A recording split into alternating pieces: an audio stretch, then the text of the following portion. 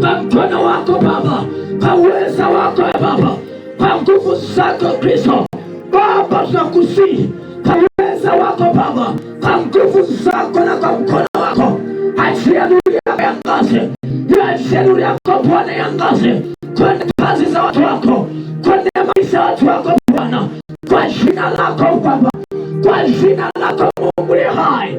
Simama Baba, onekana Bwana mabwana, onekana niko Baba uzima, Mungu wa neema, Mungu aweza Bwana, Mungu aweza niwe Baba, Mungu mwenye nguvu niwe, unaweza yote Bwana, unatenda kukubwa, unaweza kukubwa Bwana, onekana Baba,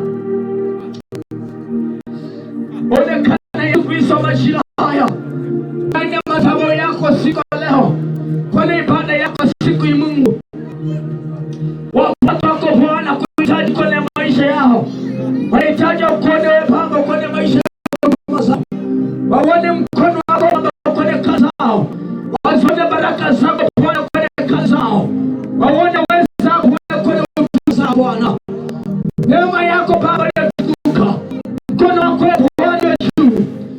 Yesu Kristo, ewe Yesu Kristo, uliyebeba uzima, uliyebeba Bwana ndani ya maisha yako, uliyebeba uhai Bwana ndani ya mama pale, ndani ya binti Bwana, uliyebeba tumaini Baba kwenye maisha ya vijana Baba, kwa uwezo wako Yesu, kwa nguvu zako Baba, kwa nuru yako Baba, kwa mkono wako, angaza Bwana, angaza Baba, angaze Bwana, angaze Baba, angaze Baba, kwa uwezo wako, kwa nguvu zako, angaze Roho Bwana, angaze Mungu mwaminifu, angaze Jehova Baba mwenye uweza, Baba mwenye uweza.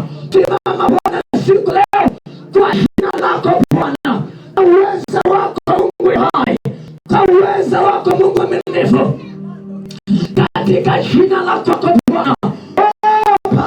Shetani amekusudia kukuza utuma ndani ya maisha ya watoto wako, amekusudia Bwana kuteka Baba maisha ya watoto wako, kurudisha nyuma hatua zao na maisha yao Bwana, usiende mbali, wasinuke maisha yao, wasione baraka zao, wasione Baba ushindani yao, bali Bwana kwa mkono wako umekusudia ndio mema na makubwa kwenye maisha ya watoto wako, umekusudia Baba ndio mema na uzima kwenye hatua za watu wako Bwana. Baba, onekana Mungu wa baraka, onekana Mungu wa rehema, onekana Mungu uweza kwa jina lako Bwana, Mungu wa madhabahu hii, Mungu Elohimu, jitoe utukufu wako Baba ndani ya kanisa lako. Onekana Bwana, onekana, onekana Baba, onekana ndani ya jioni leo, onekana Yesu, onekana kwenye huduma yako siku leo kwa jina lako Bwana. Ewe Roho Bwana, ewe Roho Bwana, Roho maarifa, Roho hekima na ujuzi utoka juu ndani ya jina Bwana, Bwana wa majeshi, yachie nguvu na maarifa Baba ndani ya watoto wako, maarifa ya kifedha, maarifa ya uchumi Bwana, maarifa ya kilimo, maarifa ya kuomba Baba ndani yao Bwana, kwa jina lako Bwana majeshi. Mtoto wa Bwana, ina sauti yako mbele Baba, ambaye Mungu niko hapa jioni ya Bwana, ninakuabudu Mungu Yesu, ninakuinua Jehova, maana wewe unatosha, wewe unaweza Bwana, unaweza kubariki na kuinua kwenye maisha yako, kwenye kazi yako, ambaye Baba niko hapa itimani ya leo Bwana, nahitaji ushindi na uzima ndani ya maisha yangu, ndani ya hatua zangu Bwana, ndani ya kila jambo nalihitaji ni mapenzi ya kwako Bwana. Mwambie Baba, nahitaji baraka na neema na ushindi ndani ya maisha yangu kwa jina lako Baba, kwa neema ya kwako Baba, kwa uwezo wako Jehova Baba, Bwana. Omba Bwana, ino sauti ya kuomba Mungu wako Yesu, ino sauti ya kuomba Bwana Mungu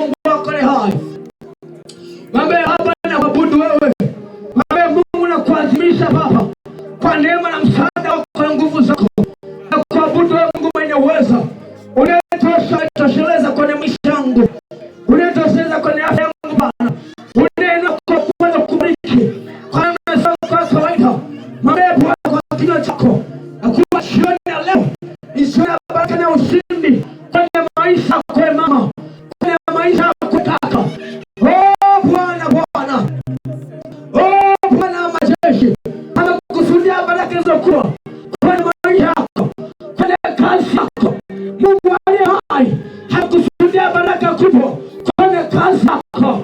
Mwambie Baba nakuabudu. Mwambie Yesu nakuabudu Bwana. Naliabudu jina lako. Nakuabudu Mungu wa miujiza. Mwambie Baba kwa uwezo wako na nguvu zako, kwa hatua zako na baraka zako. Wewe ni Mungu mkubwa.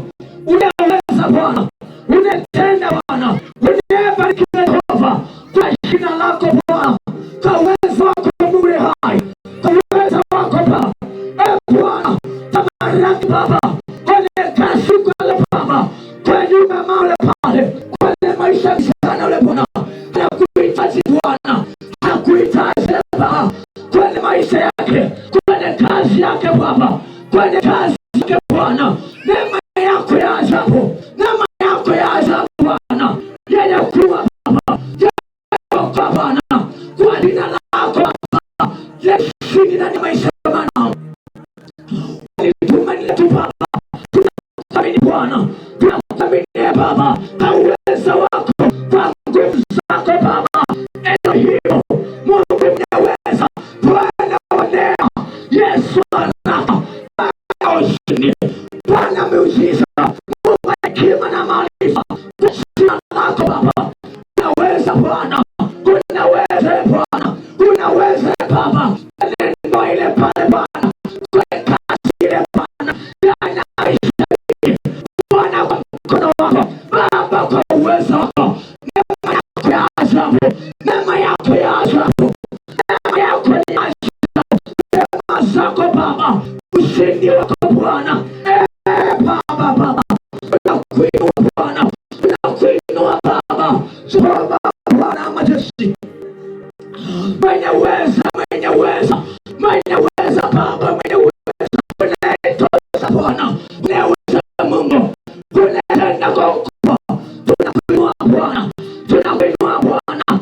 Ndani nyumba yako Baba, mahali hapa. Ndani ya maisha ya Baba. Bwana anakuinua. Anakuabudu Bwana. Kwa uweza wako Baba. Bwana, sifa ni zako Baba.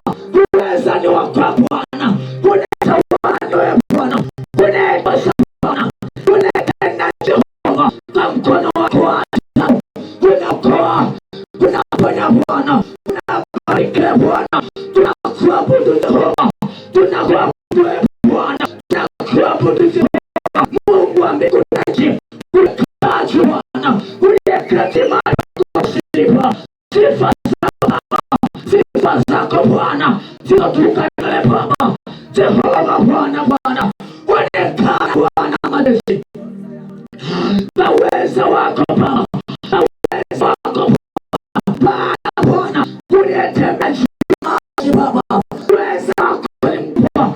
Baba. Unabeba baharini. Bwana. Uwezo wako ni mkubwa. Neema yako ni mkubwa. Uwezo wako Baba. Unatawala kote Bwana. Unatawala duniani Baba. Na hata mbinguni. Bwana. Uweza kusolezeka. Uweza Baba. Usiokuwa na kipimo. Mamlaka yako Bwana. Usiokuwa na kikomo Baba. Utosha Bwana. Unatosha Baba. Unatosha Bwana. Kwa jina lako Mungu ni hai. Mwadhimishe Mungu ni hai. Mwadhimishe Mungu wako juu. Inua sauti yako mbele za Mungu ni hai. Mbele za Bwana kanisa la Mungu. Mwambie Baba tuko hapa. Mwambie Bwana tuko hapa Bwana. Tunakuabudu wewe Mungu ni hai. Tunakuabudu Mungu aliyetuumba. Tunakuabudu Baba aliyetupenda. Mwambie Bwana kwa heshima kubwa. Mwambie Mungu wenye mkubwa. Mwambie Baba nakukula. Natenda uhai wako ndani yangu Bwana. Ukaisha pumzi ya uhai ndani ya maisha yangu. Mwambie Baba nakuabudu. Nakuabudu Bwana, nakuabudu. Unapotembea unapokaa. Ni Bwana amefanya mbele. Ni amefanya ukae. Ni Mungu amefanya utamke maneno hayo. Mwambie Baba nakuabudu. Mwambie yeye nakuabudu. Kwa neema uliyonipa. Kwa upendo wako. Kwa baraka na uzima na uwezo wako. Mwambie Baba nakuheshimu. Mwambie Baba nakuabudu.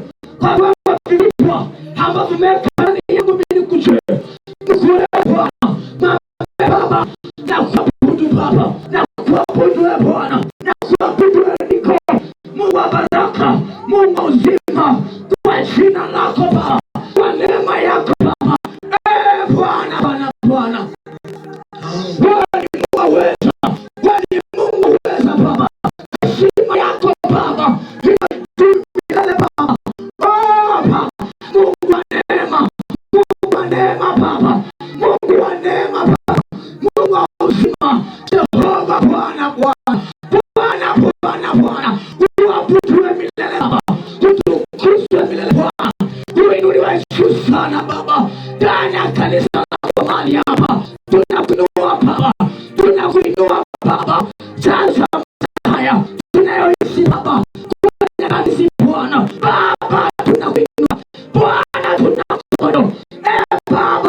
tunakuabudu Baba, tunakuabudu Niko Bwana, Bwana, Bwana, Bwana, Bwana, Bwana, unasasi Baba, ndani ya maisha ya mwanamke, ndani ya maisha ya mwanaume Baba, ukazia uzima, ukazia baraka, ukazia uweza Bwana, ukazia amani, ukazia Bwana ushindi, ndani ya madao hadi kutumia Bwana, tunakuamini Bwana, tunakuamini Baba, ndani ya huduma yako, ndani ya mazao yako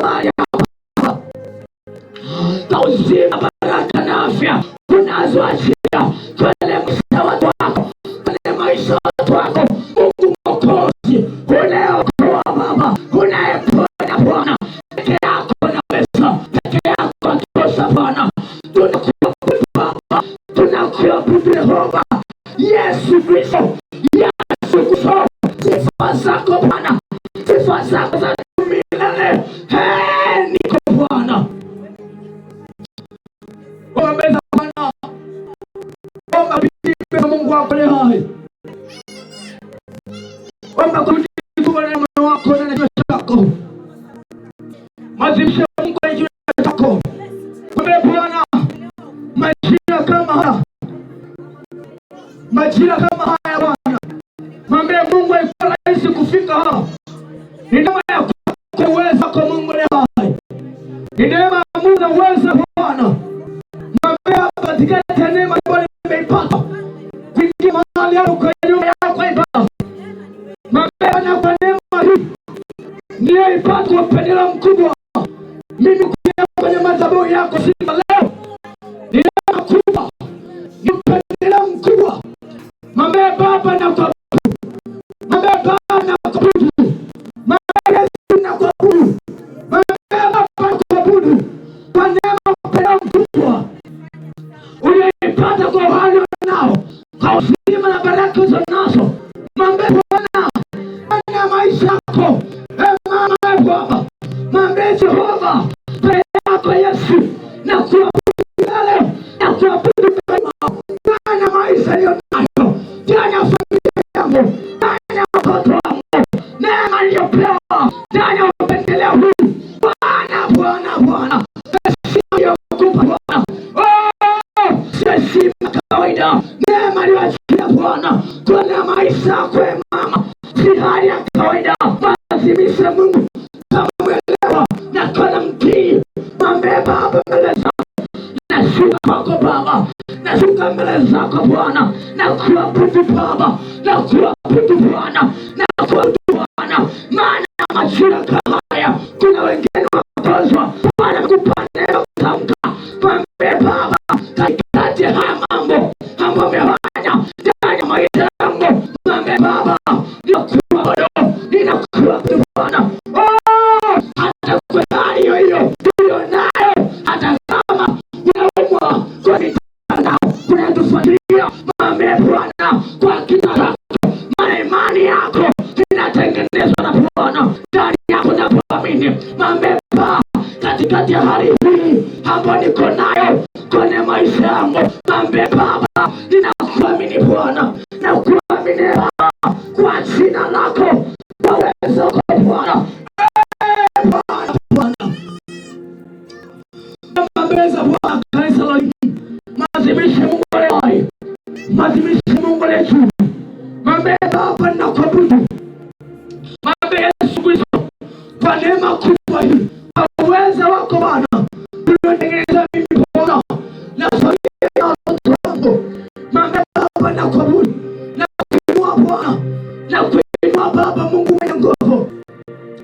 Baba leo kuanzia mema leo, anasema maisha yako, anaweza mambo yako leo kuanzia mema ndani ya familia yako, ndani ya ndoa yako, mwambie Baba peke yako, mwambie Yesu na kuabudu Bwana, na kuabudu Bwana, mtendeza miujiza Bwana, unaweza Bwana, unaweza Baba, na kuabudu Baba peke yako Bwana, peke yako Bwana, peke yako Baba, mwenye nguvu na heshima kubwa, mwenye uwezo baraka kubwa. Yesu ni hai, Yesu ni hai, Baba, Baba aliyeshinda kifo na mauti, iko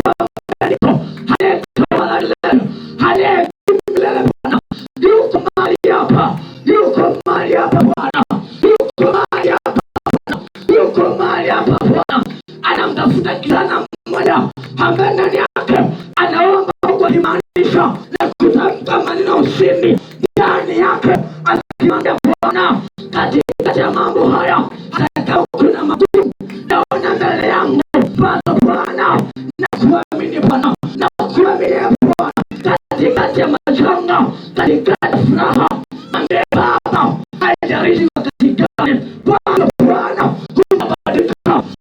Bwana unaweza, unaweza Bwana, unaweza Baba, kwa nguvu kubwa, kwa uwezo mkubwa, kwa jina lako Bwana, kwa uwezo wako Bwana, kwa uwezo wako Bwana, unaweza Baba, unatosha Bwana, kwa jina lako niko, kwa uwezo wako Bwana, Bwana, Baba, neema yako ni kubwa Bwana, uwezo wako ni mkubwa Jehova, Mungu wenye uwezo, Mungu wenye uwezo Bwana, peke yako natosha, peke yako watosha Bwana, peke yako ni wa Jehova, neema yako mkono wako Bwana, uinue vinyonge Baba, uinue vinyonge Jehova, katikati ya magumu Baba, unaekanisa wako na kuweza Bwana, mali ambako Baba, wewe umekusudia Baba, wewe kwenye maisha yao, kwa jina lako Baba, kwa uwezo wako Bwana, wewe hai.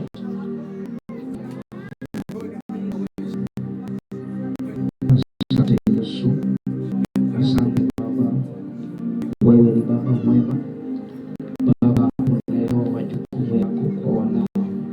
Tukushukuru kwa majira haya, tunakushukuru kwa Jumanne ya leo. Asante kwa wewe kazini, unashughulisha sana mambo yetu.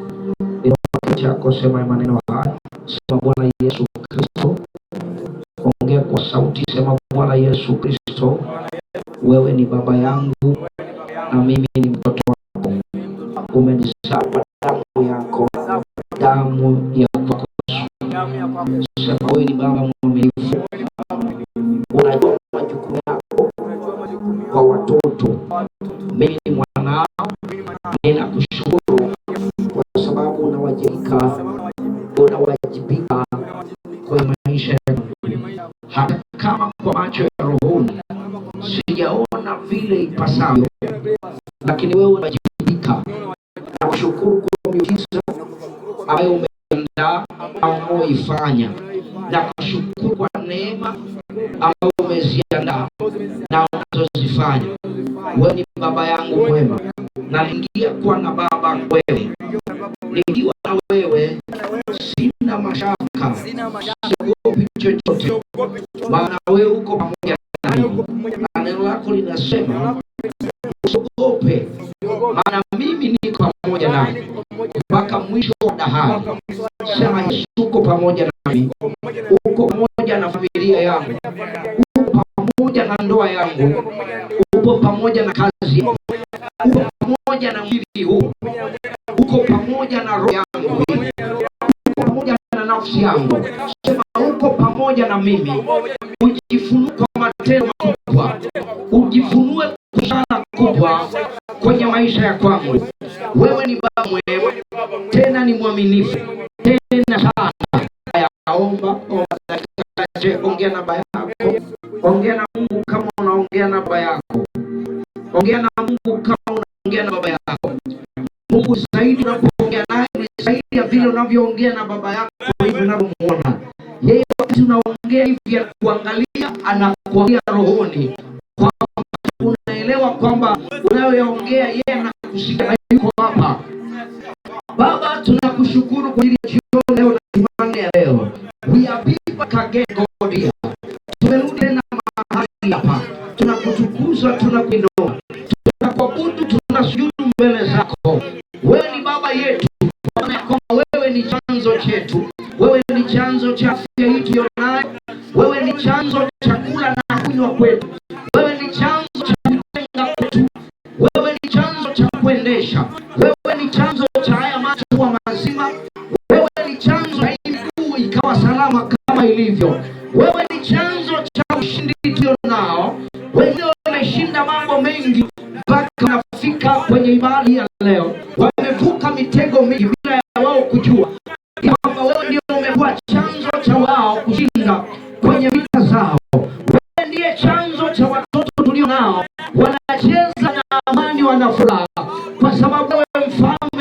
amani, umesababisha amani ikawepo.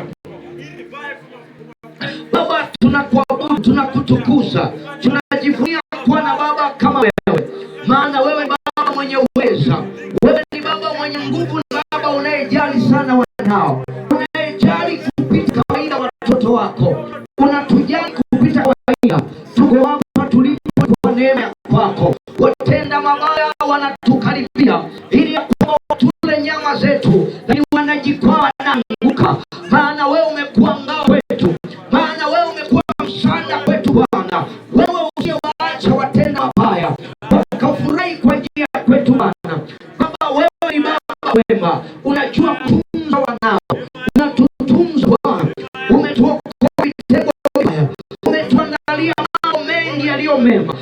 Baba zetu wanajua kutupa mema. Wewe ni zaidi ya baba zetu, hakufikii wewe baba zetu waliotuzaa kimwili, hawakufikii wewe Bwana. Tunakuabudu Bwana, tunajivunia wewe, tunajivunia wewe, wewe tajiri wa afya, wewe tajiri wa uzima, wewe tajiri kwenye kila eneo Bwana. Tunakuabudu kwa mama walioingia mahali hapa, hawana baba mwingine zaidi yao, zaidi yako wewe, hana baba mwingine zaidi yako. Wewe ndiye baba ambaye umekomiti ya kuwaponya kwenye magonjwa yao. Yesema ya kwamba mimi Mungu ninawaponya magonjwa yenu yote na ninawasamehe dhambi zenu zote. Hayuko mwenye kuondoa dhambi zaidi ya wewe. Wewe ni baba wa ajabu sana. Hayuko anayeweza kuondoa dhambi kama wewe Baba. Hayuko anayeweza kuponya.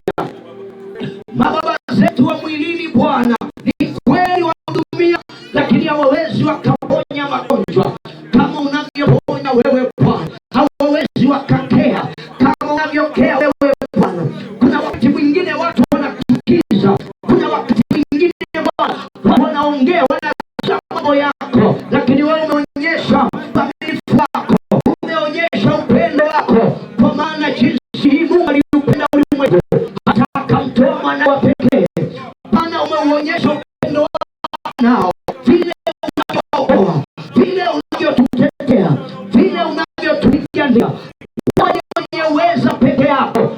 Waendaji wakasema ya kwamba ni wewe mwenye uweza, kwako tunakimbilia Bwana. Bwana, wewe ni chanzo cha baraka za mama yule pale, wewe ni chanzo cha uzima wa baba yule pale, wewe ni chanzo cha kushinda kwa kaka yule pale. Inua kinywa chako dakika 3 iliyosalia, mwambie Bwana, wewe ni chanzo cha mimi kushinda hapa. Mwambie Bwana, wewe ni chanzo cha amani kwenye familia. Mwambie Bwana, wewe ni chanzo cha magonjwa ya kuondoka. Mwambie Bwana, wewe ni chanzo cha biashara ikuinuka. Mwambie Bwana, wewe ni chanzo cha mimi kuona maono makubwa. Mwambie Bwana, wewe ni chanzo, ninachelewa ya kwamba wewe ni chanzo. Wewe ni Alfa na Omega, wewe ni mwanzo Bwana. Mwambie Bwana, wewe unaweza ukaanzisha jambo na likatokea. Wewe ni baba kwa maana ya chanzo. Mwambie Bwana, wewe ni chanzo cha mimi kushinda dhambi kama hii. Mwambie Bwana, wewe ni chanzo cha mimi kuinuka na kwenda mbele. Mwambie Bwana, wewe ni chanzo cha mimi kuona maono. Ni lalapo Baba ya kwamba maadui wakati wanakuja ili kwamba Bwana wafanye ubaya. Mwambie Bwana, wewe ni chanzo cha kunifungua macho nikaona ile agenda ya maadui zangu. Mwambie Bwana, wewe ni chanzo cha mimi kuishi miaka mingi. Mwambie Bwana, Baba, kuishi kwangu miaka mingi. Mwambie Bwana, wewe ni chanzo. Mwambie Bwana, wewe ni chanzo cha amani kwenye familia yangu, maana wewe ni mfalme wa amani. Mwambie Bwana, wewe ni chanzo cha biashara ikuinuka. Mwambie Bwana, wewe ni chanzo, wewe ni mwanzo. Mwambie Bwana, unaweza ukaanzisha jambo likachipuka. Mwambie Bwana, unaweza ukaanzisha amani ikachipuka. Mwambie Bwana, unaweza ukaanzisha kwenye magonjwa kama yale pale. Mwambie Bwana, wewe unaweza ukaanzisha na uzima ukatokea. Mwambie Bwana, ajalisha zingira. Mwambie Bwana, ajalisha muda wa kitu kigumu kwa ndani. imani, lakini wewe ni chanzo cha watu kupona magonjwa yao. Mwambie Bwana, wewe ni chanzo. Inua kinywa chako.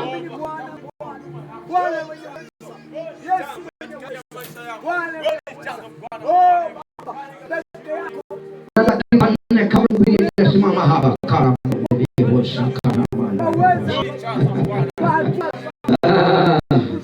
mwambie Bwana, wewe chanzo. Ongea kama yangu, ongea kwa mtu ambaye amekuwa kama jana unahangaika kuomba na leo unahangaika kama kwa miaka yote. Mwili roho lakini mwili unakataa. Usikubaliane na mambo ya kimwili. Wewe ingia rohoni katika jina la Yesu. Mwambie Bwana, wewe ni chanzo cha mimi kutembea wana kuokoa. Mwambie Bwana, wewe ni chanzo. Wewe ni chanzo Baba cha mimi kushinda mambo kama haya. Mwambie Bwana, wewe ni chanzo. Ni kweli nimepanga mambo ya biashara, lakini Yesu, wewe ni chanzo cha biashara hii kuinuka. Maana wewe unaweza ukaanzisha ukaachilia nguvu yako Baba na biashara hii kuinuka. Mwambie Bwana, wewe ni chanzo. Mwambie tena kushia. Mwambie Baba, wewe ni chanzo. Mimi jinsi hivi nilio. Mwambie Bwana, mimi sikujiumba wala sikutuma maombi ya kuumbwa, lakini wewe ndiye chanzo cha mimi kuwa kama hivi nilivyo. Mwambie Bwana, wewe utakuwa chanzo cha mengine hayo kutokea, hata yale ambayo nayatamani. Mwambie Bwana, wewe utakuwa chanzo hayo yakatokea, hayo yakainuka. Bwana, kwa kuwa wewe ndiye Mungu na yule pale ukamleta kwenye dunia hii. Ni kweli Bwana, magonjwa yanatesa, lakini wewe Bwana utakuwa chanzo cha yale magonjwa kuondoka. Wewe utakuwa chanzo Baba cha yule aliyekuinua, cha wale watoto wa mama yule watakaa sawa. Wewe Baba utakuwa chanzo Baba cha mipaka ya yule pale kufunguka. Bwana, wewe ni chanzo cha Mwanzo 1. Neno la Bwana linasema ya kwamba hapo mwanzo aliziumba mbingu na nchi.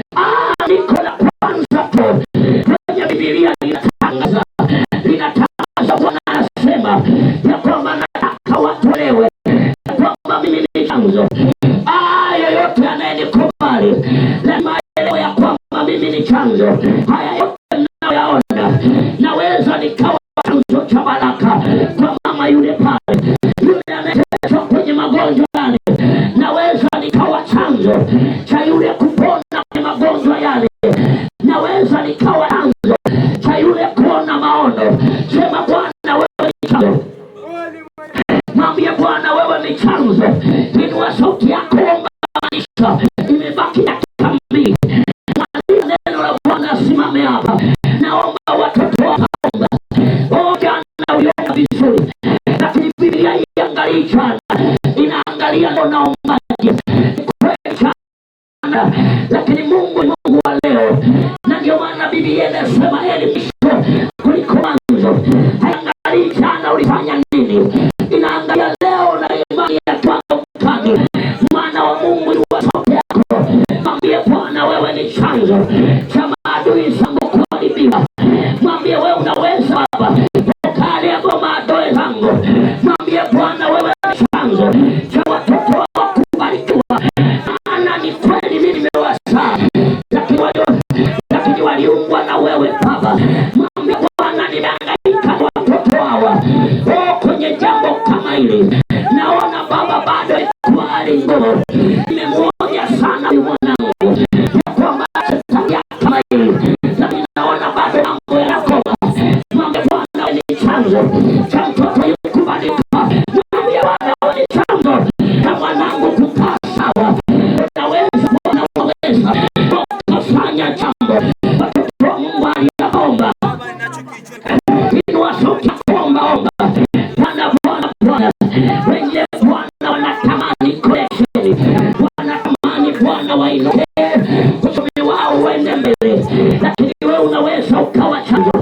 Yesu anaongea, anasema nataka watu wajue ya kwamba mimi ndimi njia, kweli na uzima. Wako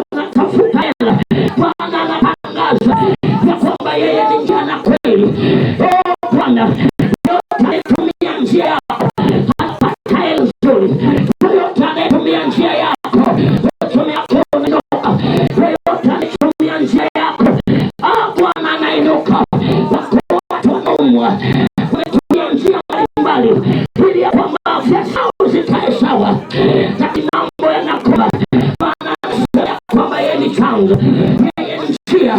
Tumia njia ya Bwana ili kwamba afya yako ikae sawa. Mwambie Bwana wewe chanzo, mwambie Bwana ni chanzo cha watu hawa kukaa sawa, kukaa sawa, kukaa sawa. Omba maanisha, omba maanisha Baba, kwa jina la Yesu, ongea maneno haya kutoka kwenye kilindi cha moyo wako. Bwana asikie, mwambie Bwana asikie. Kama unamaanisha omba, kuna mipango umepanga na mumeo, unaangalia hali, unaona kwa muda unakataa, unaona kana kwa mambo yatafanikiwa. Mwambie Bwana wewe ni chanzo mambo haya kufanikiwa. Mwambie Bwana ni kweli, nimepanga familia yangu, tumepanga haya mambo, na wewe ni chanzo cha haya mambo yakaibuka Bwana. Mwambie Bwana tena mali na yako ina migogoro. Mwambie Bwana wewe ni chanzo cha amani, mpango wa amani. Mwambie Bwana ninatumia nguvu nyingi, nimetumia bila kwamba mambo yanaenda sawa, lakini mambo bado yanaonekana yako sawa. Mwambie Bwana nimegundua ya kwamba wewe ni chanzo, wewe ni chanzo, wewe ni chanzo. Unaweza ukawa chanzo ukaanzisha Bwana mambo haya yakawa sawa. Mwambie Bwana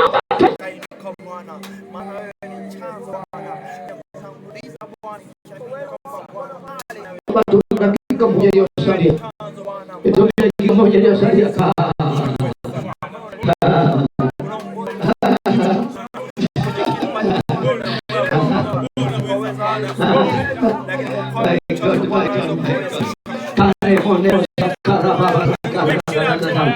Chanzo cha bahari, mume chanzo cha bahari, aliyezisha bahari kawepo, aliyeruhusu kaja duniani au kujiumba, yeye alipanga ya kwamba uingie mwenyewe, ujishanga uliumbwa tu. Wengine mnashanga mpaka majina haya wewe unaendelea kuishi, wako wa damu wamefariki, wengine ni ndugu zako leo, lakini wewe bado unaendelea mbele. Hawajua ya kwamba Bwana ni chanzo cha wewe kuwa na uzima ulionao. Haujaelewa ya kwamba yeye amekuwa chanzo cha kulinda na wabaya, maana wamefanya majaribu mara nyingi ili ya kwamba wakunywe nyama yako, ili kwa waharibu maisha yako, lakini kwa neema ya Baba Bwana ameendelea kukutetea. Mwambie Bwana wewe ni chanzo. Mwambie Bwana wewe ni chanzo, mwambie Bwana wewe ni chanzo. Hata ya maneno unayoyanena, mwambie Bwana wewe ni chanzo. Umeruhusu Bwana ya kwamba tuna uwezo wa kuyasema haya maneno Bwana. Mwambie Yesu wewe unaweza, mwambie Bwana unaweza, mwambie Bwana unaweza, mwambie Bwana unaweza, mwambie Bwana unatenda, mwambie Bwana unatenda, mwambie tena Bwana unaweza. Kwenye ile mikakati Bwana, chanzo changu ni wewe Bwana, wewe ni chanzo Bwana, wewe ni chanzo Bwana, ninakutanguliza Bwana, ninakutanguliza Bwana, wewe ni chanzo cha kila kitu Bwana, chanzo cha mambo unayotamani kwa maisha yako. Bwana ni chanzo cha kufanikiwa, maana wewe ni chanzo, maana wewe ni chanzo Bwana. Unaweza kufanya kawezekana, unaweza kufanya Bwana kainuka Bwana, chanzo cha kila kitu, chanzo cha kila kitu Bwana. Majira ya Baba, ina mikono yako juu. Naomba useme maneno kwa kumaanisha na Mungu akusikie. Anaenda kwa chanzo cha mambo mengi kufanyika. Sema maneno na usiseme kidini, haitakusaidia. Sema Bwana Yesu Kristo. Sema Mungu uliyeniumba, uliyenileta kwenye dunia hii, ukanifia kwa damu ya Yesu Kristo, ukanizaa mara ya pili. Sema wewe ni chanzo cha mimi kuumbwa. Sema cha mimi kuwepo duniani hapa. Sasa kupanga mimi kuwepo hapa, ila ni mpango wako mimi wewe hapa. Sema wewe utakuwa chanzo cha kufanikiwa kwangu. Sema wewe ni chanzo cha kushinda kwangu. Sema wewe ni chanzo cha uzima wangu wa milele. Sema pasipo wewe mimi siwezi neno lolote. Sema hata nikitumia akili nyingi bado nitafeli. Siwezi kumshinda shetani kwa akili zangu na kushinda shetani kwa akili zako Baba, kwa nguvu zako Yesu. Sema wewe ni chanzo, wewe ni chanzo cha ushindi wangu, cha ushindi wangu, cha watoto wangu kushinda, kubarikiwa, kupenya, kuinuka. Sema wewe ni chanzo cha amani yangu. Ayampigie makofi chanzo changu.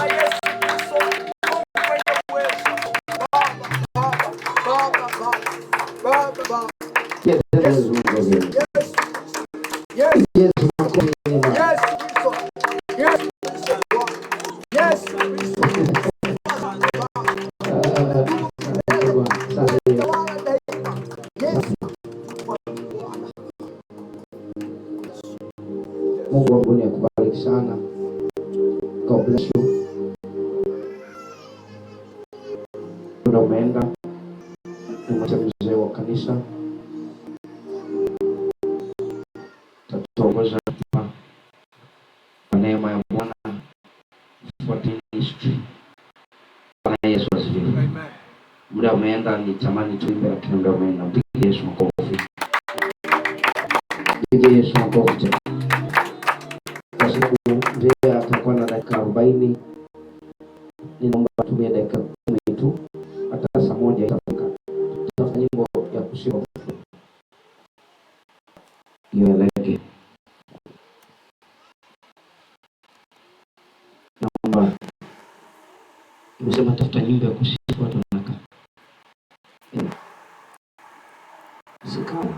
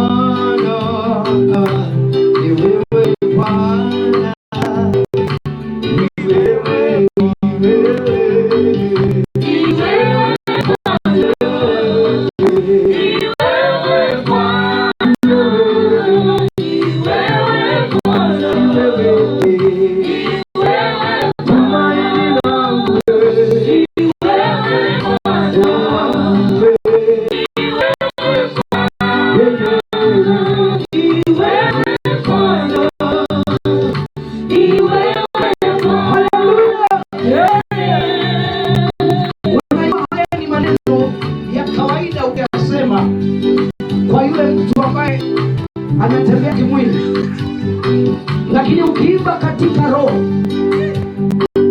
utaona vile Bwana aliyo mkubwa na vile ni Yesu aliyeumba kitu na mwenye uwezo wa kufanya mambo makubwa mno.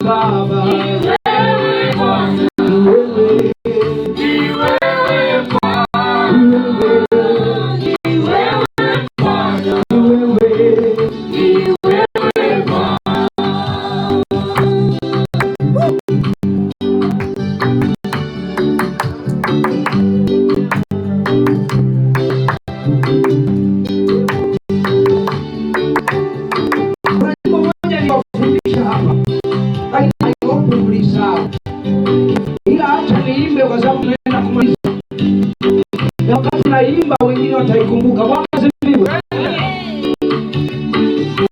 Roho Bwana alinipa. Haleluya. Tunasema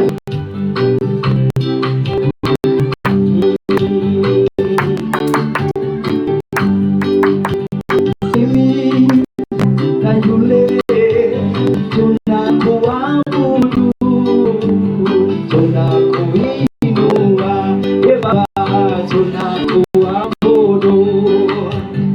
Mimi na yule tunakuabudu Baba, tunakuinua Baba, tunakuabudu. Sema mimi na yule tunakuabudu Baba, tunakuinua Baba, tunakuabudu. Mimi na yule tunakuabudu Baba,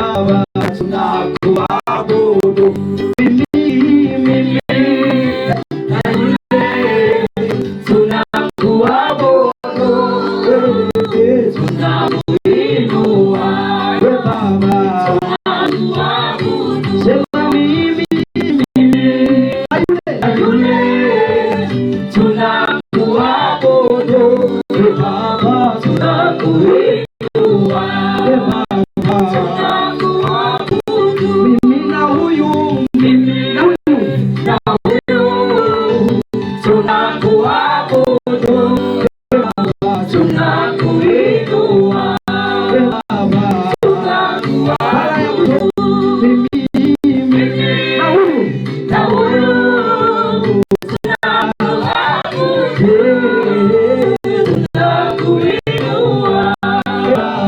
tunakuabudu Baba, Bwana Yesu asifiwe.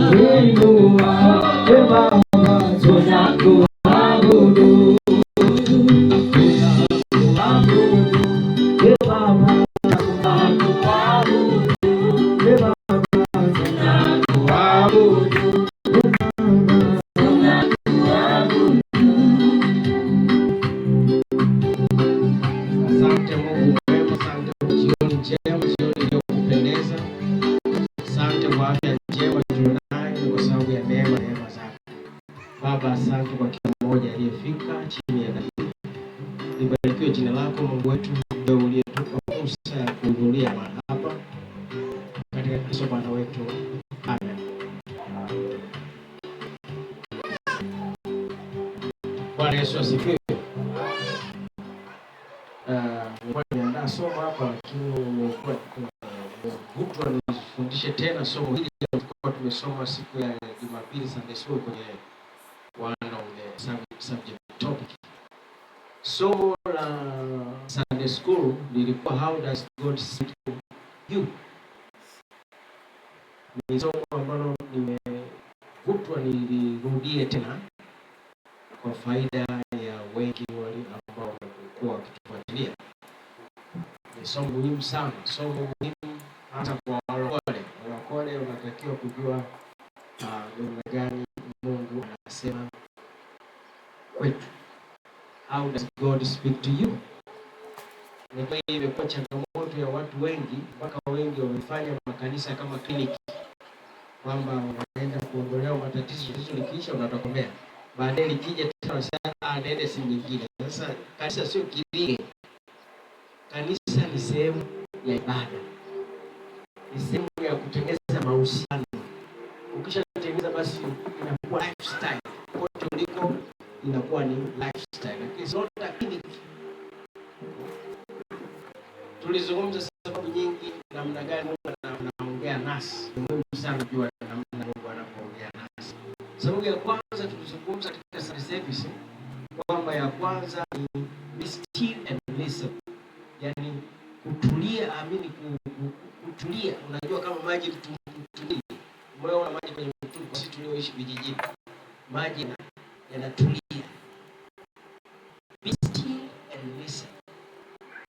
Watu wengi huwa wanaheka nyingi. Unaweza uko ndani uko peke yako lakini kuna mambo mengi yanaendelea ndani ya kichwa chako. Sababu you are not still. Still maana yake wewe umetulia, umefunga milango yako yote ya fahamu.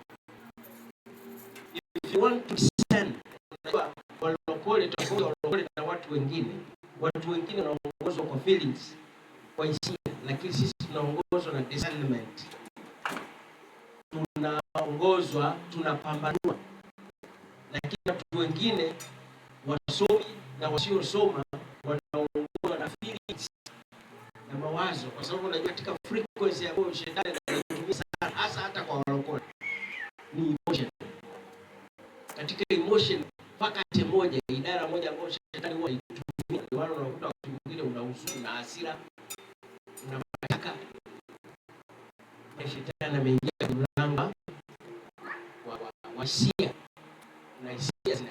Sasa uwe hisia usiendeshwe na hisia.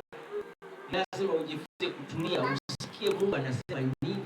Sawa, umeomba, umekemea, lakini kuna wakati unatakiwa utulie usikie. Sio kwenye Biblia yote hii watu wote waliofanikiwa kupata mafunuo kuna wakati walitulia. Hata Paulo baada ya kuambiwa na Anania Mungu atajua yake, kuna wakati alijitenga akaenda kwenye milima ya Arabia huko jangwani, na ndipo akaja na funuo. Hiyo funuo wa kufundisha ndugu zake kwa kitabu cha Waebrania alipata tu mlimani baada ya kusikia Mungu anasema nini. Hata Yesu ndiye alikuwa na utamaduni wa kujitenga na kutulia. Daudi kisoma kitabu chake, naye alikuwa na utamaduni wa kulia. Kuna vitu vingine vya ajabu kutisha Daudi alikuwa anazungumza, hapo unasema huyu mtu alituaje? Lakini kwa sababu alikuwa na ukao kujitenga na kutulia, sasa anasikia.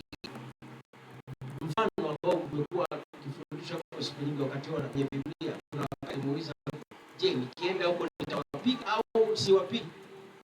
Wewe unafikiri bwana nani alikuwa wanaongea hivi na Mungu? Alienda akatulia, baada ya maombi akatulia, Mungu aambia nenda utoke. Bwana Yesu asifiwe. Kwa hiyo be still and listen. Yaani unatakiwa tutulie kama maji mtungini. Kuna wakati unajitenga unatulia. Kwa kitabu cha Zaburi ya 46:10 kwa uchache nasema, sikia binti, utazame, utege sikio, uwasahau watu wako wa nyumba ya baba yako. Bado kuna wakati unatakiwa usahau, hata usahau kabisa, ufunga mambo si nini, si kuna ghasia gani, unatulia. Bwana Yesu asifiwe. Tunaenda pamoja au amtulia. Hiyo ni namna mojawapo ambayo Mungu anaweza akaongea na wewe. Kuna wakati wa kukemea, kuna wakati wa kuomba, lakini kuna wakati wa kutulia. Unasikiliza anasema nini leo, kuna wakati anataka aongee na wewe, yeye aseme, wewe unasikia. Kama unajifunza kukaa na kutulia kusikiliza wanasiasa wanasema nini mpaka na kuingia kichwani, wewe unafikiri Mungu hataki wewe utulie akwambie nini kile kinaendelea? Ili uweze kujua namna ya kupambanua, lazima ujifunze namna ya kutulia. Vinginevyo utaongozwa na hisia. Namba 2, mtafute kila siku. Kwa kumtafuta kila siku, Mungu anaweza kuongea na sisi tunapomtafuta kila siku. Ili tunaliona kwenye kwa Yeremia, hiyo Yeremia 29:13, ambapo Mungu alikuwa anamwambia Yeremia, nami mtalitafuta na kuiona mtakapotafuta kwa moyo wenu wote. Kumbe tukitafuta kila siku kwa moyo wote, ataonekana, ataongea nani, atatoa maelekezo, atasema. Bwana Yesu asifiwe. Mtafute kila siku. Uwe na utamaduni wa kumtafuta Mungu kila siku. Hiyo ni Yeremia 29:13. Sababu ya 3 kasema namna gani Mungu anaongea na sisi. Namna gani Mungu anaongea na sisi? Namba 3 nasema, when we meditate on scripture, tunapo tafakari maandiko. Kwa kutafakari maandiko, nakumbuka siku moja niliwaambia, kuna wakati fulani nilikuwa ninapitia magumu ya kutisha. Hiyo ikawa nimesafiri nimeenda nyumbani. Katika ile hali ya kutulia, unajua unapokuwa likizo huko nyumbani, milango ya fahamu yote inafunga, unapata kautulivu. Nimeenda kanisa fulani kusikiza ile ibada ya fajr. Mungu aliongea, na nakumbuka nimewaambia aliongea na mimi kwa Zaburi ya 71. Nakumbuka nilikuwa nimeenda kwenye kanisa la kidini, sio kanisa la kirokole, ni kanisa la kidini tu la kawaida, lakini Zaburi 71 ikafunguliwa kama ratiba yao ilivyokuwa. Na kwa sababu siku hiyo mimi nilikuwa nimefunga, nilikuwa yaani nimetulia, ninasikiliza lile andiko. Mungu akaongea na mimi, akapenya humo kwenye andiko kwamba mimi niliyekuonesha mambo magumu na mabaya nitakuokoa. Yeye nakumbuka siku nilikuja kanisa la kidini, kanisa ambalo sio hawana mazoea ya kulia machozi, mimi machozi yalitoka. Bali nilikuwa nasikia vibration of sound of God, nilikuwa naisikiliza machozi ambayo sio utamaduni wa kanisa la kidini, lakini mimi machozi yalikuwa yanatoka kabisa. Naisikia kwa sababu I was still, na kwa sababu nilikuwa na utamaduni wa kutafakari andiko. Lile andiko lilipokuwa linasoma siku hiyo, mimi Mungu akaongea na mimi kwa hilo andiko. Bwana Yesu asifiwe. Kwa kuwa na utamaduni of meditating on scripture, kutafakari maandiko, Mungu anapenya humo, anaongea na wewe. na hili ambayo tumekuwa tukisema siku zote, ombeni bila kukoma, hiyo tunapata kwenye ngapi? Luka ngapi?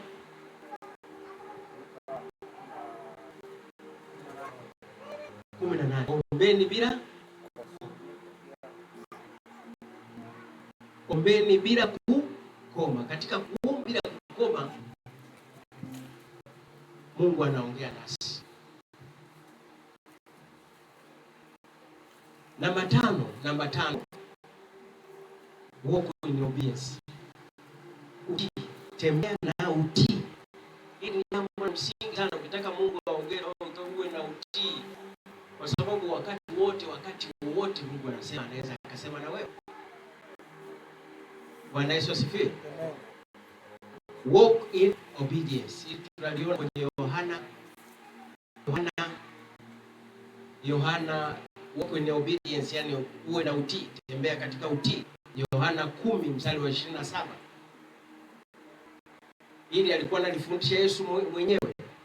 Kondoo wangu wasikia sauti yangu, nami na wajua, nao wanifuata. Hapa alikuwa anazungumzia somo la utii. Yohana 10:27. Kondoo wangu waisikia sauti yangu, nami na wajua, nao wanifuata. Hapa alikuwa anazungumzia utii katika Yohana 10:27. Huwezi ukaijua sauti ya Yesu kama wewe humtii, na kwa kama unamtii hata kufahamu kwamba huyu anatii, atakufahamu na hata kujua kwamba huyu anatii. Kwa maana kuna wakati mwingine tunaweza kuwa watu hapa mamia, na ukashangaa tuko 500 hapa, lakini kumbe wanaomtii Yesu wako 5.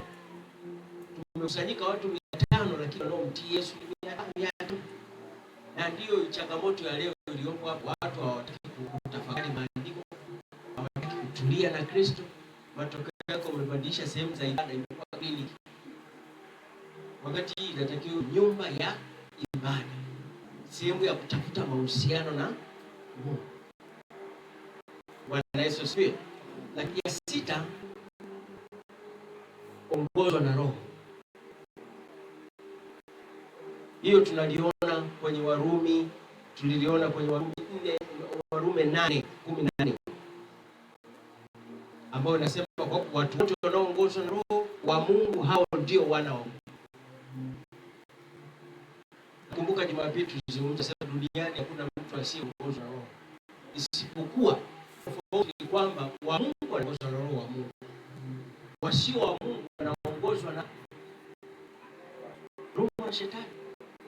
Yaani hakuna, wote hapa tunatembea na kukutana kwa siku, tunafanya nini? Hakuna asiyeongozwa na Roho. Kwa ukikataa kuongozwa na Roho wa Mungu, maana yake roho nyingine itakuongoza. Ndio maana hata hii inatengeneza tabia. Waswahili wao wanaitambua vizuri sana hii. Wanasema huyu mama ana roho mbaya. Lakini ukiuliza roho mbaya kwa sababu mama yule bwana akifika sebreni, akiwa anakula chakula lazima akimbize uvunguni.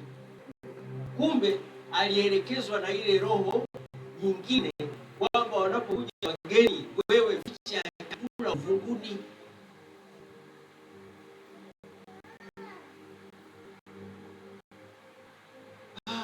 Kaule na roho mbaya. Yaani hata ukiongea tu jambo la kawaida anavurumisha matusi ya.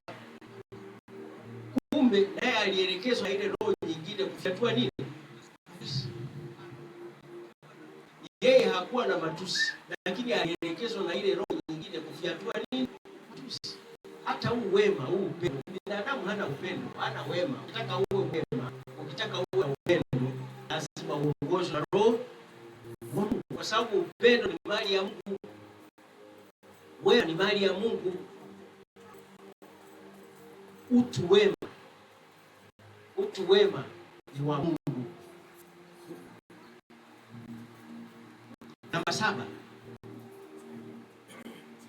Namba saba tuliona kwamba katika hiyo Jumapili tunasema trust in his word. Amini neno. Jumapili prophet alifundisha somo zuri sana, somo la imani. Ndio unaweza ukafundisha kwa ufundi mkubwa, somo zuri ukasisimuka. Trust in that way. Unaliamini. Mbona Ibrahim alipolipata lile neno akaliamini, akaenda hata asipokujua. Aliamini na kukubali. Na hapa ndio penye ufunuo, na hapa ndio penye nani, penye mafanikio yako. Amini na kukubali. Watu wengi Biblia hiyo haiwasaidii kwa sababu hawaamini na kukubali. Lakini majibu yote yako ndani ya nini? Kama tumekuwa tusoma mara nyingi tunasema hakuna neno mshinda Mungu. Kila kitu kinawezekana kwa Mungu. Lakini huyu aliyeshika Biblia anasema kuna mengine hayawezekani. Hili haili kubwa sana, hili kwa Mungu hili haliwezekani. Lazima tukafanye. Huyo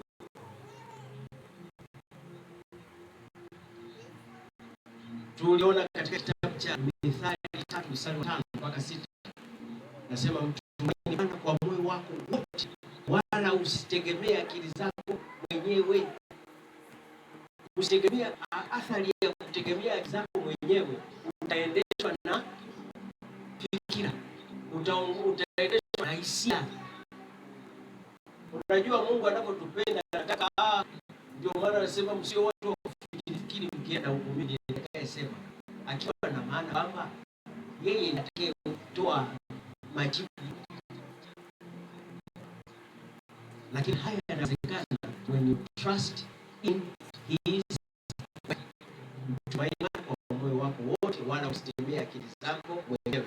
Katika njia zako zote mkiri yeye, naye atayanyoosha mapito yako.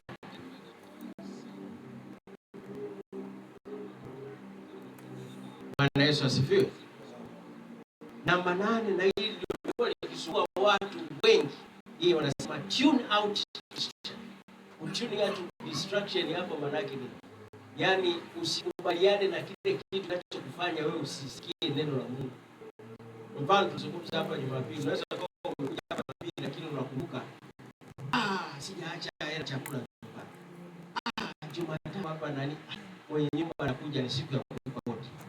Maana yake hiyo ni distraction.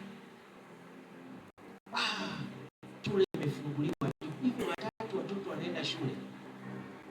Hali hapo wakati huo unajadili hicho, wakati kanisani umefunga ile frequency ya Mungu kuongea na wewe. Hivi nimetoka kumbe sijafagia, sijakuwa kufagia. Hayo mambo ya kufagia waza huko sasa, huko hapa tayari huko kwenye ibada, huko kwenye prayer. Tunakumbuka masuala kama mfano tuliona kitabu cha Mathayo 8:6. Hili jambo huyu mtumishi Mrumi alikuwa naye kwenye kusanyiko, Yesu alikuwa anafundisha, akamsihi Yesu akisema, Bwana, mtumishi wangu amelala nyumbani, mgonjwa wa kupooza, anaumwa sana. Ni kweli mtu alikuwa na kila sababu pale akae na huzuni, hasa asikuwa anamsikia Yesu. Yaani yale mahubiri asingemwingia, angekuwa mawazo yake wapi? Nyumbani. Lakini mawazo yalikuwa nyumbani, yeye akaendelea kumsikiza. Jambo la nyumbani lilikuja baada ya mfundisho Yesu kuishi. Sasa kuna mtoto wangu, kuna mtumishi wangu mgonjwa amelala, amepooza. Hivi unanielewa?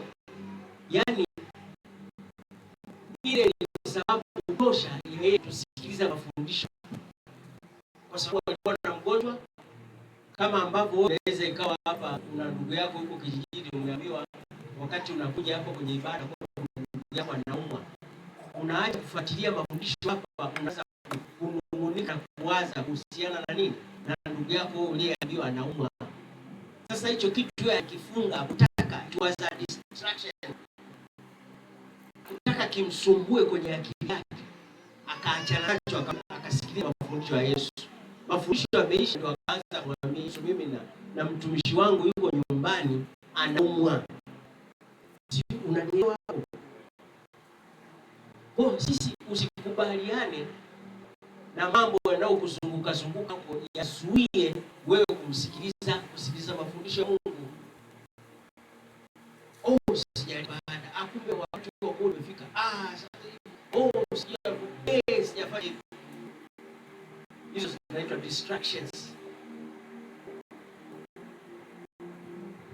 Hiyo ndio zinafanya watu ndio unakuta prophet hapo, unakuta wakati mwingine unaona kabisa anahangaika, anaona kabisa ya kanisa tuko watu 200, lakini anaona kuna watu 20 ndio wanafuatilia au watu 5.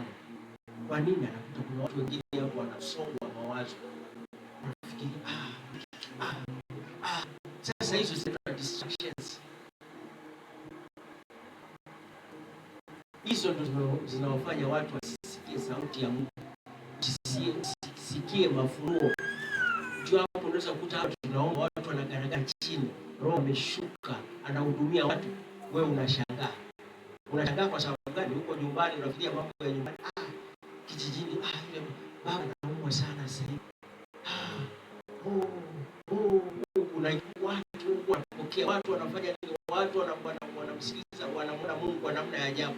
Wewe unahangaika huko na mawazo yako kijijini, mawazo yako nyumbani, mawazo yako ofisini. Huko hapo nafikiri, jamani, hivi cheo watatupandisha hivi? Cheo jamani. Sasa hapa unaanza kuwaza cheo. Bwana Yesu asifiwe. Na leo ndugu zangu,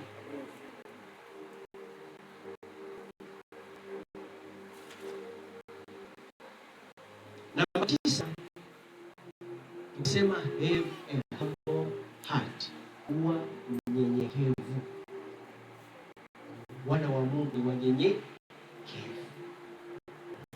Wanyenyekevu ni wale watu hawaendi kwa hisia. Jambo linakuja ni gumu kweli kweli, lakini wewe alitikisi, kwa sababu unaongozwa na Roho wa Mungu, unaendeshwa katika kumanua au uendeshwa na hisia. Kwa hiyo hapo anasema, tuliona kwenye kitabu cha Yakobo 4:10, anasema jidhirini mbele za Bwana naye atawakuza. Kujidhiri maana yake to be humble. To be humble. Nyenyekeeni, wanasema kwa kitabu kingine, nyenyekeeni chini ya mkono hodari wa Bwana. Kuwa mnyenyekevu. Bwana Yesu asifiwe. Namba 10 nasema ask for wisdom. Omba nini? Hekima. Ask for wisdom. Tukaiona kwenye kitabu hicho cha Yakobo 1:5. Ask for wisdom. Ndio hapo Yakobo anamwambia, lakini mtu wa kwenu akipungukiwa hekima, naombe dua kwa Mungu. Mungu ndiye anatoa hekima. Hekima ni Roho wa Mungu.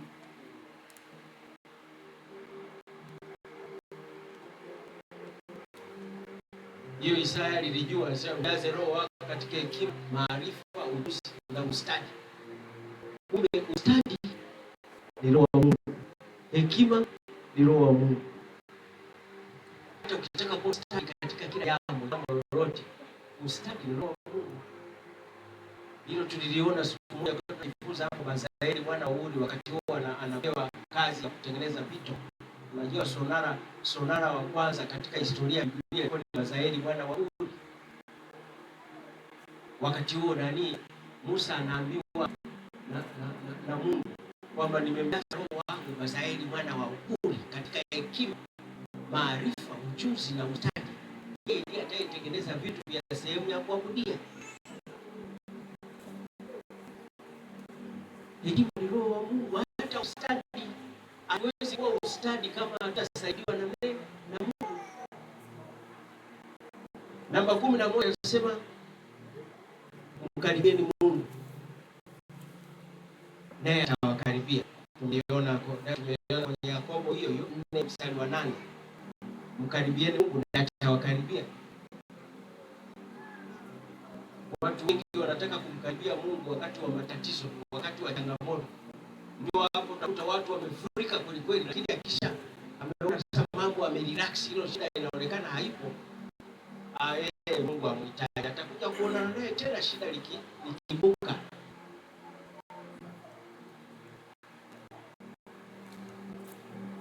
Namba 12 inasema ujifunze kupambanua sauti yake.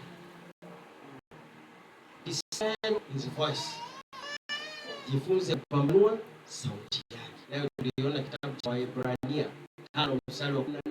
Unajua kitabu cha Waebrania ni kitabu kizuri sana.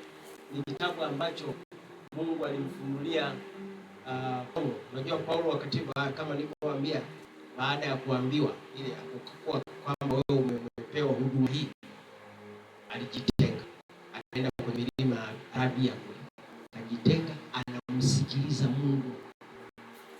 Akaja na kitabu cha Waebrania ili awafunulie ndugu zake Waebrania kuhusu Yesu huyu anayehubiriwa. Kwa maana ukisoma kitabu cha Waebrania kimejaa sana mafundisho kuwasaidia ndugu zake wamjue huyu Yesu. Lakini alipata baada ya kukaa na kutulia kwenye milima ya Arabia, naye alitaka kukaa na kutulia. Watu wengi waliopata, ukisoma Musa naye alienda mlimani kutulia asikie Mungu anasema nini. Yesu naye kuna wakati alijitenga, atatulia, anasikia Mungu anasema nini. Sasa kama hao wote, hata ukiangalia wote walikuwa na vipindi vya kukaa na kutulia. Waebrania 5:14 inasema, lakini chakula kigumu ni cha watu wazima ambao akili zao kwa kutumiwa zimezoezwa kupambanua mema na mabaya. Utakuwa na uwezo wa kupambanua endapo utaijua, kwa sababu anayekusaidia kupambanua Roho wa Mungu. Yaani hiki ni cha moto, hiki ni cha baridi. Kwa hiyo utakapokuwa na uwezo wa kuijua sauti yake, yeye Roho wa Mungu ndiye anayekusaidia kupambanua. Ndio maana nasema you should know how to discern his voice. Yaani ujue namna ya kufahamu sauti yake. Kwa sababu yeye ndiye atakayekusaidia kupambanua kwamba hii ni ya moto, hii ni ya baridi. Huku ni kaskazini, huku ni kusini. Bwana Yesu asifiwe. Namba 13, tukajifunza you should know how to listen with faith. Jifunze kusikiliza kwa imani. Na hili la muhimu sana unapokuja kwenye ibada, unasikiliza kwa imani. Kusikiliza kwa imani maana yake unakubali na kusajili ndani ya mtima wako kwamba ndivyo ilivyo. Tuliona kwenye Warumi, hii tumekuwa tukisoma kila siku, Warumi 10:17. Imani basi chanzo chake ni kusikia, kwamba katika kusikia utakusaidia wewe kujenga imani kama utasikiliza kwa imani. Maana yake utakubaliana na hicho kinachosema kwamba ndivyo kilivyo. Bwana Yesu asifiwe. Namba 15, hapo sasa hilo ni la muhimu sana kwa lokole. Anasema guard your heart. Linda sana moyo wako wote. Linda sana moyo wako. Guard your heart. Hiyo tumekuwa tukisoma mara nyingi, wasema Mithali 4:23. Linda moyo wako kuliko yote ulindayo, maana ndiko zitokazo chemchemi za uzima. Kwenye kitabu fulani huko ndani wanasema, Biblia sijakumbuka katika hiyo Mithali, wanasema the heart is deceitful. Linda sana, maana yake unaweza ukadanganywa na moyo wako. Wewe mwenyewe moyo wako unaweza kukuingiza mkenge. Kama hulindi moyo wako, maana yake siku moja unaweza ukaendeshwa na emotion, ukaendeshwa na feeling. Unataka kuishi kwa feeling, unataka kuishi kwa discernment. Bwana Yesu asifiwe. Ndio hapa Mithali 4:23 sema, linda moyo wako kuliko yote ulindayo, maana ndiko zitokazo chemchemi za uzima. Hiyo ilikuwa ni 14, kwamba Mungu ana uwezo wa kuongea kupitia moyo wako, lakini utakapokuwa wewe makini kulinda moyo wako, usifungulie frequencies zingine Bwana Yesu asifiwe. Mko na tunaenda pamoja? Yes. Namna nyingine ambayo Mungu amekuwa akiongea na watu ni kwa ndoto na maono. By dreams and visions. Ili tuliona kwenye kitabu cha Yoeli 2:28 ambapo nasema hata itakuwa baada ya hayo kwamba nitawamiminia roho yangu juu ya wote wenye. Hii ni promise. Hii ni ahadi. Lakini kwa wale wa dini wampendao, sio kila mtu tuwete ni kwa wale wa mpendao.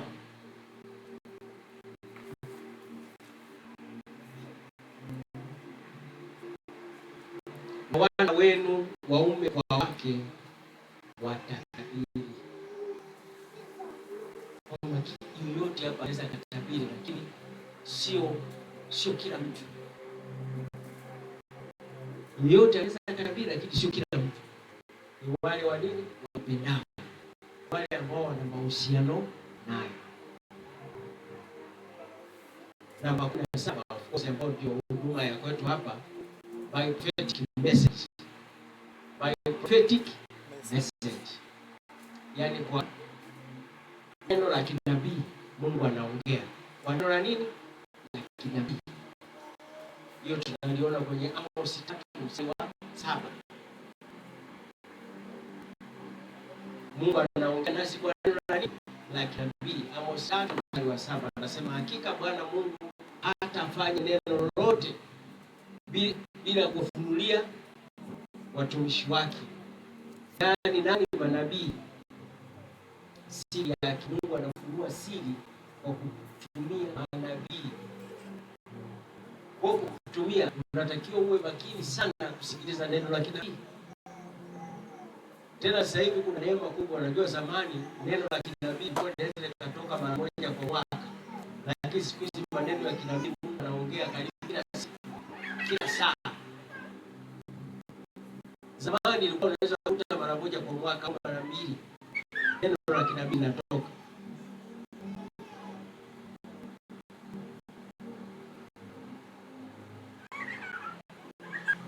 Namba 17 ni katika ushauri wa kimungu. Kusikiliza mashauri ya kimungu. Yaani kuna wakati mwingine sio neno la kinabii, Mungu tu anakushauri. Unasikia neno, unashauri na ni ushauri tu. Unajua watu wengine wanaweza kufikiri kwamba labda utakao mkono au utapewa utafanya, lakini it's a godly counsel. Mfano, unaweza ikawa sawa labda kwa wewe hujui labda ya kula. Unatakiwa kila siku kwenye mlo wako ule matonge 5, wewe unapiga matonge 40. Sasa Mungu anakuambia kwa afya yako wewe unatakiwa unapokula mezani, najua unapenda kula ugali. Lakini ugali huo unatakiwa wewe kula matonge 4. Sasa yaani Mungu ni baba. Kuna wakati mwingine anaongea kama baba anapoongea na watoto wake kwa lugha ya kawaida. It's godly counsel. Mashauri ya kimungu. Wakati mwingine anakupa moyo, anakufariji, anacheka na wewe. Sio kuongea tu kila siku, kuongea tu neno ya kutisha na kutisha, kutoa machozi, kuna furaha tu. Anasifiwe. Namba 18 inasema, na hili tu limekuwa liko katika makanisa, mabilioni ya makanisa, wanasema through preaching, kwa mahubiri Mungu anaongea na sisi. Ndio maana watu wamekuwa wakikimbia huku na huku kusikia mahubiri yako wapi, nataka aende kile mahubiri yako, kwamba anajua ndani ya mahubiri hayo Mungu anafanya nini, anaongea. Lakini kwa wewe utakaye kuwa makini, utakaye switch off distraction katika mahubiri hayo, Mungu anaongea.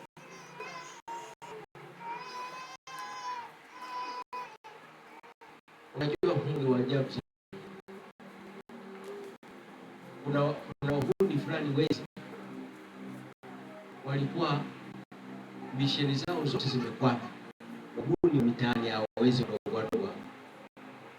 Kila zoezi wizi limekuwa, lakini mtu mmoja anawaso sasa, bwana, kuna watu wanaita walokole, wale jamaa bwana ni wasaliti, wakienda pale njia panda baada wanaimba Yesu ni mwamba, Yesu ni mwamba, wanaimba, alafu wanasali hapo, watu wanakuja wanatoa sadaka.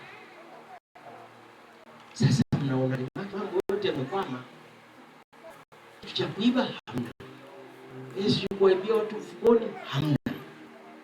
Twende pale njia panda, tusiku kama sasa, twende pale njia panda.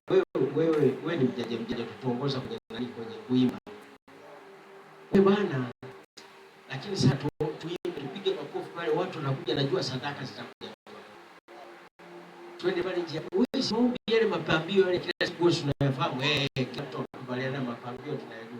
Wakaenda njia panda, wewe njia panda pale mu mitandao kwenda kutoa mahubiri ya tani, wenda pale wakaanza kuimba, wanaimba mapambio unayojua, mapambio wanaimba chorus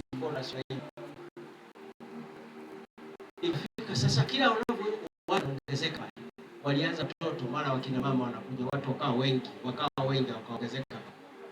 Ifika wakati wa kuomba, nao wakajikuta wanaomba kweli, kuomba roho wa Mungu akashuka pale, wakashuka kweli, watu wanapokea uponyaji na sadaka kulikuwa na karatasi pale, sadaka zikatolewa.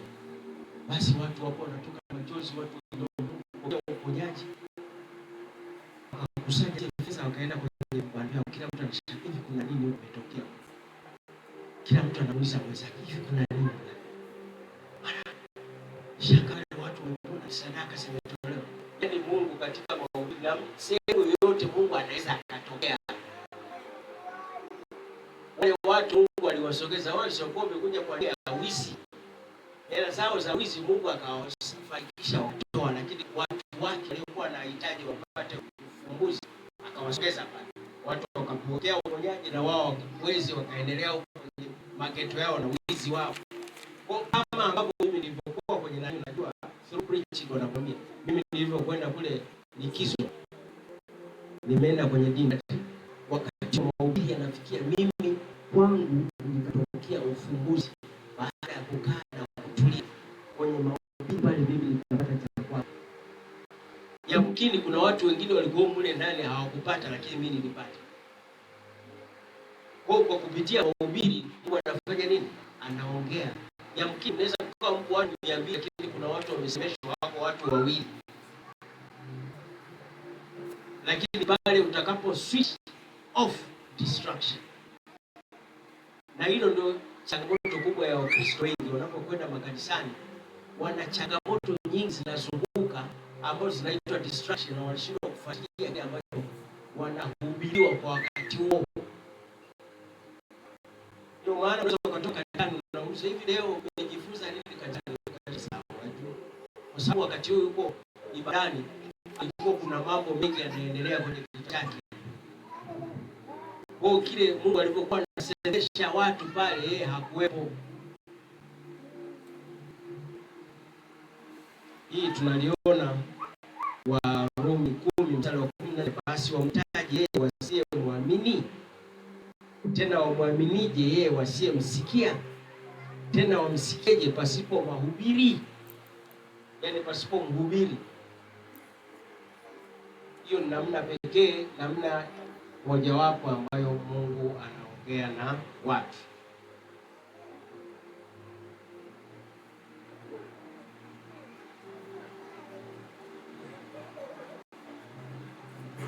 Namna ya 19 ni kuongozwa na yeye, kuongozwa na Roho.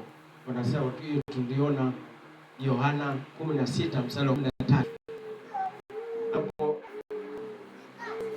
Yohana 16:13, lakini yeye atakapokuja, huyo Roho wa kweli atawaongoza, awatie kwenye kweli yote, kwa maana hata nena kwa shauri lake mwenyewe, lakini yote atakayoyasikia atayanena, mambo yote atawapatia, atawapasha habari, si ya kwake bali ya kwa Baba. Kwa hiyo ni kuongozwa na nini? Bwana Yesu asifiwe. Lakini hii namba 20 ni pale kwa uthibitisho wa wili watatu. Unaweza kukuta jambo umeambiwa unatia shaka. Kweli Mungu anasema hivi, lakini unashangaa unakutana na mtumishi wa Mungu Leki na anaongea hicho hicho. Unaenda Tegeta unashangaa anaongea hicho hicho. Kumbe Mungu alikuwa anakusemesha kile anataka wewe, kwa kuwa wewe ni kichwa ngumu unashindwa kuelewa, anakudhibitishia kwa watu wawili watatu. Hii tunaliona kwa Wakorintho wa pili 13 mstari wa kwanza, ambapo Paulo alikuwa anaongea na Korintho, anasema hii ndio mara ya tatu ya mimi kuja kwenu. Kwa vinywa vya mashahidi wawili au watatu kila neno litathibitishwa. Mungu alimwambia, unashangaa kitu umeambiwa na mtumishi wako, lakini unashangaa unaenda Tegeta inazungumza hivyo. Unaenda Tegeta nakutana na mtumishi wa Mungu mwingine wala afamiana na prophet. Anaongea hicho hicho kitu. Unakwenda si wapi kuguruni, unashangaa ni hicho kitu kinaongelewa. Maana yake Mungu anaongea na wewe. Hiyo ni namna nyingine ambayo Mungu anaongea na watu. Anawathibitishia kwa mashahidi wawili watatu. Lakini hili na kwenye huduma yetu lipo 21 by signs and wonders. Matendo ya ajabu na kufunuliwa vitu ambavyo si vya kawaida, supernatural, si vya kawaida. Hii tunaona kwenye Matendo ya Mitume 2 mstari 23.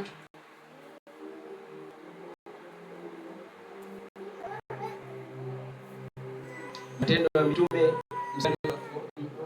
ya Mitume 2 mstari wa 22, enyi waume wa Israeli, sikilizeni maneno haya. Yesu wa Nazareti, mtu aliyedhihirishwa kwenu na Mungu kwa miujiza na ajabu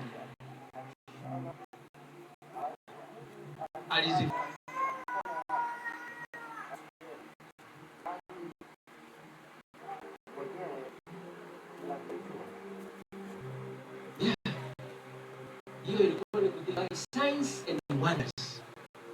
Yaani hapo Mungu alikuwa anaongea wana wa Israeli kwa kutumia signs and wonders, kwamba ni mimi. Watu wanafunguliwa, watu wanapokea uponyaji kwa vitu ambavyo sio vya kawaida. Niliwaambia kuna mtu mmoja alikuwa na shida, mguu mmoja umekatika. Naamini kwamba Mungu anaweza kauteleza au akakupa mguu tena. Nasema ndio. Haya, nenda kesho uje hapo, uje na kanunue, nenda service dukani kanunue viatu. Unavaa viatu namba ngapi? Namba 8. Haya, kanunue viatu. Maana yake kitendo cha yeye kwenda dukani kununua viatu tayari ilikuwa ni tendo la imani. Kesho kweli mguu umevaa nini? Umetokeza na mguu Mungu kumtengeneza. Anakuja pale tayari.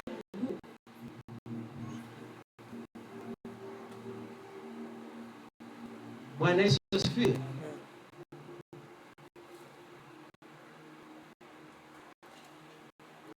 Namba 22, uumbaji. Tunasema piece of creation. Nao ni ushahidi. Mungu anaweza akaongea na sisi kupitia vitu vya uumbaji. Unasoma kwenye Warumi 1:20.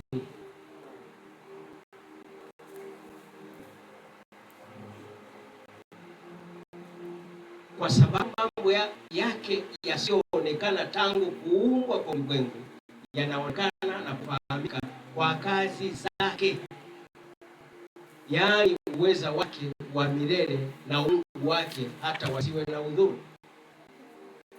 Yaani utabishaji things of creation, kama unaona miti, bahari, miamba. Mungu anaongea na sisi. Unajua nani? Daudi alikuwa huko nyikani wakati anachunga kondoo wa baba yake. Mungu alikuwa anaongea sana kwa kutumia nani? Kutumia. Ndio maana ukisoma Zaburi unakuta yani Daudi alikuwa anaongea na Mungu kupitia alipokuwa na nyasi, miamba, milima, nini. Si alikuwa kule peke yake na wanyama tu peke yake, lakini anasema wananilaza kwenye majani mabichi. Bwana Yesu asifiwe. Namba 23 anasema wakati mwingine Mungu anaweza akaongea through audible voice, yani ukasikia sauti kabisa, inasikia kama ulivyokuwa unasikia Musa, unasikia sauti kama unavyosikia sauti. Hilo lilimtokea Samuel kwenye Samuel wa kwanza 3 mstari wa 10. Unasema Bwana akaja akasimama akaita vile vile kama kwanza, Samuel. Ndipo Samuel akasema, nena Bwana, kwa kuwa mtumishi wako anasikia. Wakati huo yule mtoto alikuwa hajui ile sauti, alikuwa anaisikia, alikuwa anamfuata mzee Eli. Umeniita, sijakuita, nenda kalale. Baadaye umeniita, sasa sijakuita. Lakini baadaye kwa kuwa alikuwa ni mtumishi wa Mungu, akajua mtoto huyu kuna sauti ya Mungu anaisikia, akasema akija asema mtumishi wako anasikia. Akasema nena Bwana, yaani mzee Eli akamfundisha kwamba ukisikia tena hii sauti sema nena Bwana, kwa kuwa mtumishi wako anasikia. Ilikuwa ni sauti tunaisikia kama sauti ya redio, sio kwamba ilikuwa ni kwenye maono au kwenye hisia au kwenye kitu gani. Ilikuwa ni sauti anaisikia. Bwana Yesu asifiwe. Namba 24 ni kwenye maono na ufunuo. Mungu anaweza kukufunulia.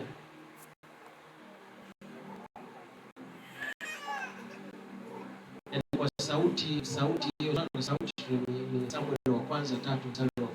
Sauti halisi kabisa hii, kama sauti hii tunayosema unaisikia wewe peke yako, unasikia sauti. Unaweza tukakaa wote hapa, wewe unasikia sauti nzito kabisa, wengine hawasikii, lakini unasikia.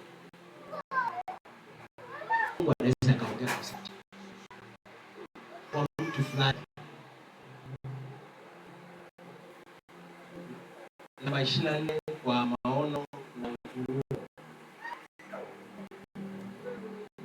Matendo ya Mitume 9 mstari wa 10.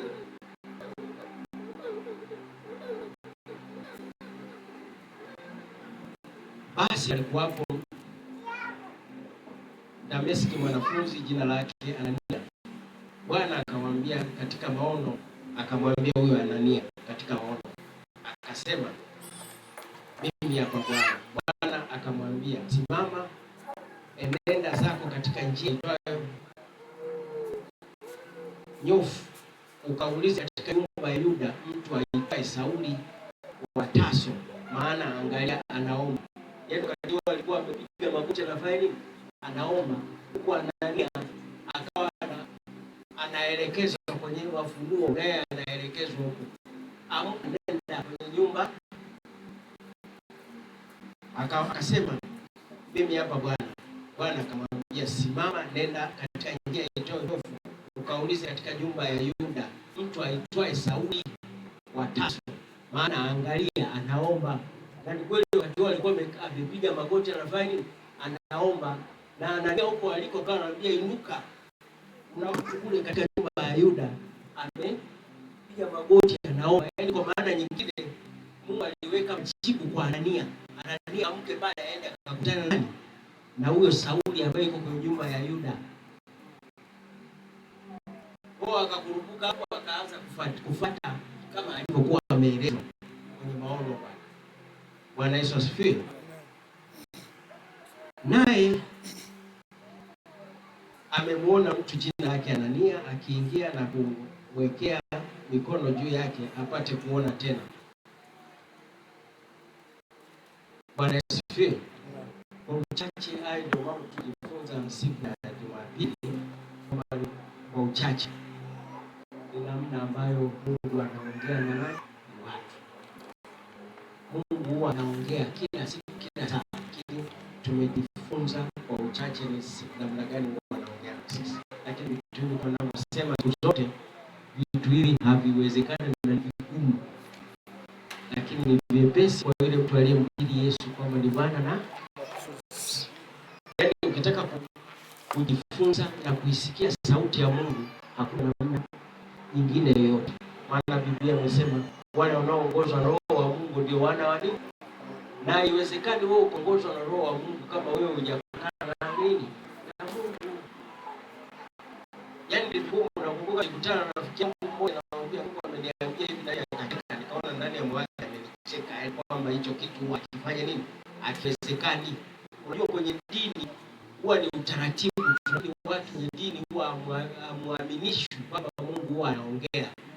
Kwa mtu wa dini ukiambia Mungu ameniambia namna ya kuona wewe ni cha Mungu huwa uongee na watu. Lakini wewe uliyepatanishwa na Mungu kama Roho alivyomwambia Paulo kwenye Wakorintho 2:17, kuokoka ni kupatanishwa na Mungu. Kuokoka ni kupatanishwa, unachomolewa katika ziwa la dhambi, yani maisha ya kuishi na dhambi, unaishi kwenye maisha ya nuru, maisha ya kumtegemea Mungu. Tena hiyo ni kazi rahisi kuliko kazi yote. Ni pale ambapo utakapomkiri Yesu kuwa ni Bwana na Mwokozi. Sasa Bwana, wewe ni Bwana na Mwokozi. Hakika mimi ni mwenye dhambi, naomba unisamehe. Uniondoe kwenye kitabu cha hukumu na kuandika katika kitabu chako cha uzima. Fanya na kukubali, ukaamini ndani ya moyo wako wewe utahamishwa, utaandika kwenye kitabu. Ndio unaanza sasa kuyafahamu haya mambo kwamba kumbe Mungu huwa anaongea, atakuongelesha kwenye maandiko, atakufunulia, atakuongoza, itakuwa ni rahisi kwako. Lakini ukweli hakuna. Unajua watu wengi huwa wanakejeli, wanaokolewa, wanasema na watu wanaoomba tu kila saa, unafanya kazi, unafikiria hata hiyo kazi utaifanya bila maelekezo ya Roho wa Mungu. Bazaeli alikuwa ni sonara. Ukisoma kitabu kwenye Biblia, Bazaeli alikuwa ni sonara, lakini usonara ule aliufanya kwa sababu alikuwa anaongozwa na Roho. Kuchonga vile vitu ambavyo vilikuwa vinatakiwa kwa sehemu ya kuabudia, alikuwa anaelekezwa na Roho wa Mungu. Hata sisi tunataka ufanye vizuri kwenye biashara yako, uongozwa na Roho wa Mungu. Ukitaka ufanye vizuri kwenye kilimo, lazima uongozwe na Roho wa Mungu. Nakumbuka kuna mkoa fulani nilikuwa naishi, wao wanaongozwa na roho wao. Akitaka kufanya kitu chochote lazima aende kwa mganga wa kienyeji. Akitaka kufanya kilimo, kisikia kuna sehemu fulani wanauza shamba, lazima akaombe ushauri kwenye madhabahu ya giza. Wana lile shamba nilinunua nisilinunue.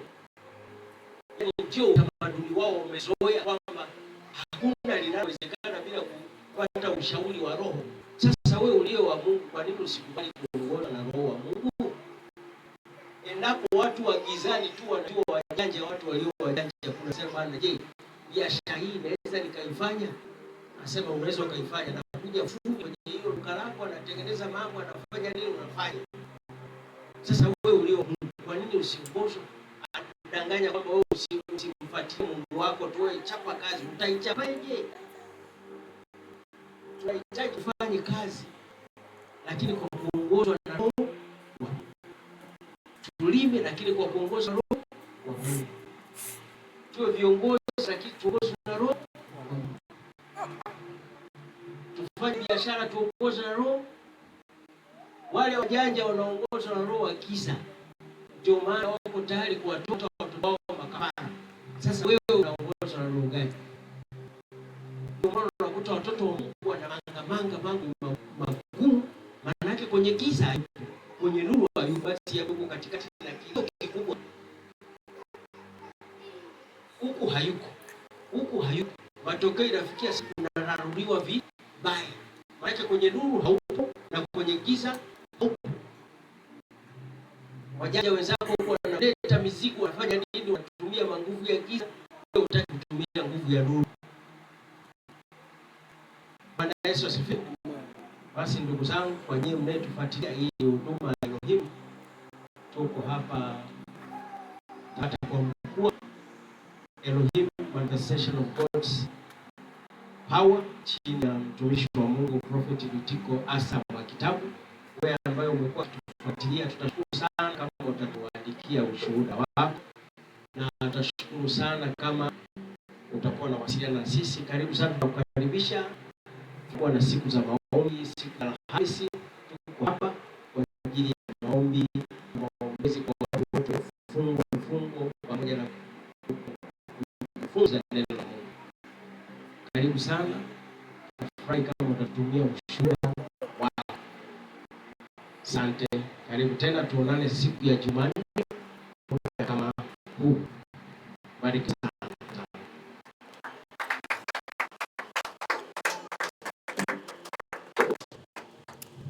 Bwana asifiwe. Amen. Bwana asifiwe. Amen.